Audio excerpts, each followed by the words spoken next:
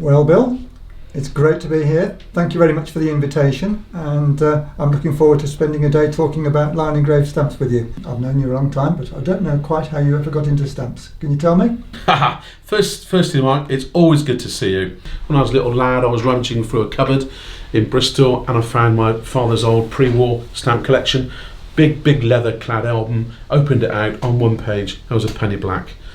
The simplicity and beauty of the design appealed to me, and I started to collect stamps. My father started to collect stamps. We went to local stamp shows. We were fortunate in those days. There were stamp shops in Bristol, 6 or 7 stamp shops in Bristol. So we were able to have a weekly philatelic trip. Dad and lad go stamping, and it went from there. And then I tried a couple of careers, insurance, teaching. Didn't like that. And then Stanley Gibbons were advertising for staff in 1979. They were looking for office juniors to directors, and I went. I had an interview with actually the office manager was Peter Mollis, who's now a well-known stamp dealer in GB, one of my competitors, but also one of my friends.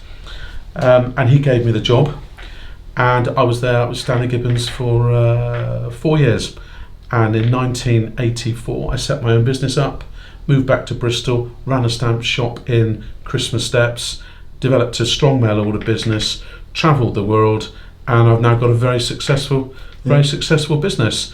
I also, collect and exhibit at a very high level. I really enjoy that.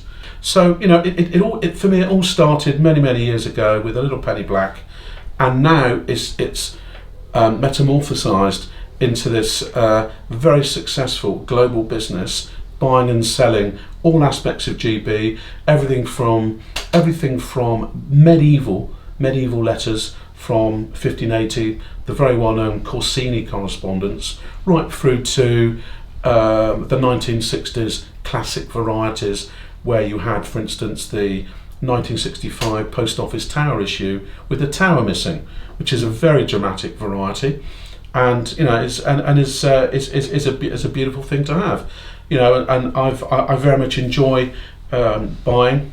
I love buying. In fact, I can't stop buying. Whether it's old postal history or blacks or blues, collections, single items, and then we bring the items back to base.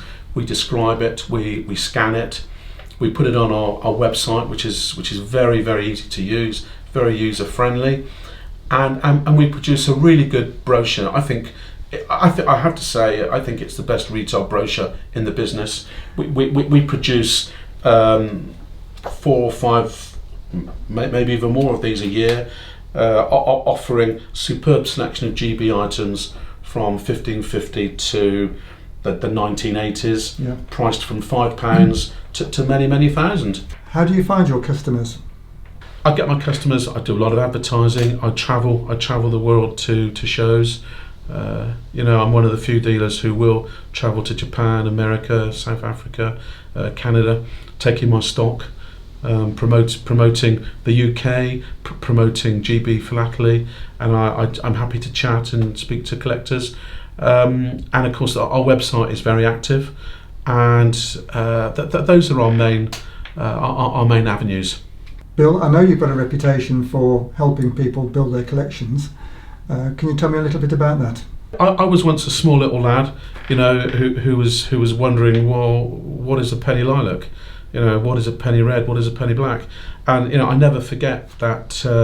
I never forget the privileged position I'm in, handling all of these amazing items. And yes, if I can help a collector to learn and develop his collection, then I'm always going to try. I mean, this is part of a very small part of my library here, and I try and offer help to collectors, by offering them the right books so they can learn about the hobby. Stampex, by the way, is our national show where we showcase the hobby in the Business Design Centre in Islington. It's a fantastic show. It's undoubtedly one of the very best shows to be held annually on the planet, and if you're interested in stamps, I've got to recommend it. Thank you, Bill. That's a pleasure. I think we ought to start looking at some stamps. Well, let's do that. Let's do that. Great. Okay, Mike.